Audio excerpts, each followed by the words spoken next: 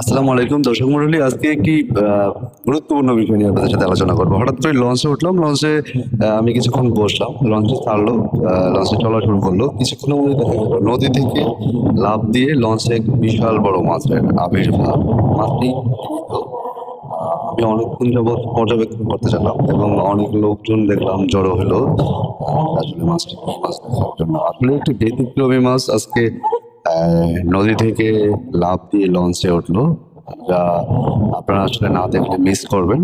আহ, কেউ যদি আসলে জানতে পারেন এটি কি মাছ, তাহলে আমাদেরকে অবশ্যই কমেন্ট বক্সে জানাবেন।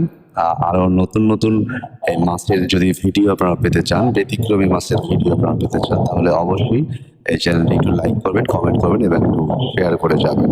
দর্শক মন্ডলী, আমরা অনেকদিন পরে আবার নতুন করে ফিরলাম চ্যানেলটিতে।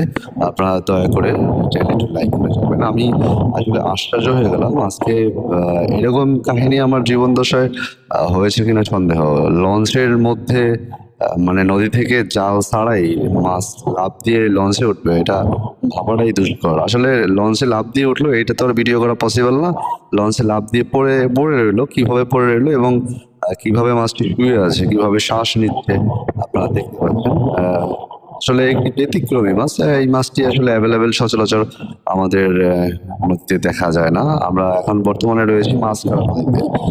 মাছখালা নদীতে আসলে এই জিনিসটি হয়েছে। সত্যি আসলে আমি বারবার কেন এই কথাটা বলছি, এরকম ব্যতিক্রমী কাহিনী কারোর সাথে হয়েছে কিনা, যদি হয়ে থাকে তাহলে আমাদের সাথে শেয়ার করতে পারেন যে আপনি লঞ্চ ভ্রমণে যাচ্ছেন বা নৌকা ভ্রমণে যাচ্ছেন, এই অবস্থানে আপনার নদী থেকে লাফ দিয়ে মাছ উঠে গেল আপনার লঞ্চের মধ্যে বা ট্রলারের মধ্যে বা নৌকার মধ্যে। একটু ব্যতিক্রমী না? এই জন্যই মূলত আপনাদের সাথে একটু শেয়ার করার চেষ্টা করলাম। আর সবচেয়ে মজার বিষয় হচ্ছে মাছের রংটি একটু দেখবেন এবং মাছটি যে এখনো শ্বাস প্রশ্বাস নিচ্ছে। এতক্ষণ পর্যন্ত সে লঞ্চে উঠে রইলো পানি ছাড়া, কিন্তু শ্বাস প্রশ্বাস নিতে পারতেছে। এই মাছ খেলে কি মানুষ মারা যাবে, নাকি এই মাছ খাওয়া যাবে, নাকি এই মাছ মাছ খেলে মানুষের মৃত্যুবরণ হতে পারে? কারণ জাল ছাড়া যেহেতু লঞ্চে উঠে গেল মাছটি, তাহলে বলা যায় মাছটি কি মাছ না জেনে আমরা কি কিভাবে খেতে পারি এটা। তো আপাতত এই মাছটি আমাদের লঞ্চেই রয়েছে। তো লঞ্চে ঘাট পর্যন্ত যাক, বরিশাল অব্দি পর্যন্ত যাওয়ার পরে আসলে বলা যাবে এটা নিয়ে আসলে কি করা যায়। মাছটি কি নদীতে ছেড়ে দেওয়া হবে, নাকি এটি খাওয়ার কোনো ব্যবস্থা করা যায় কিনা।